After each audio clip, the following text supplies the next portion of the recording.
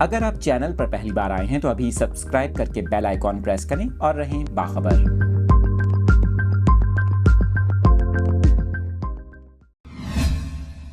Details اپنے ناظرین کے ساتھ شیئر کر رہے ہیں۔ ملک بھر میں عام انتخابات کے موقع پر تعلیمی اداروں میں چھٹیوں سے متعلق اہم خبر سامنے آ گئی۔ ذرائع کا اس حوالے سے یہ کہنا ہے کہ ملک بھر میں عام انتخابات کے لیے 8 فروری 2024 کو پولنگ ہوگی اور اس موقع پر تعلیمی ادارے 8 دن کے لیے بند ہوں گے۔ 4 فروری کو اتوار، 5 فروری کو کشمیر ڈے، جبکہ 6 سے 10 فروری تک عام انتخابات کی چھٹیاں ہوں گی۔ 11 فروری کو اتوار ہوگا۔ اس طرح 8 چھٹیوں کے بعد 12 فروری کو اسکولز، کالجز اور جامعات کھلیں گی۔ آپ کو بتا رہے ہیں طلبہ کے حوالے سے یہ اہم خبر سامنے آئی ہے۔ ملک بھر میں عام انتخابات کے موقع پر تعلیمی اداروں میں 8 چھٹیاں ہوں گی۔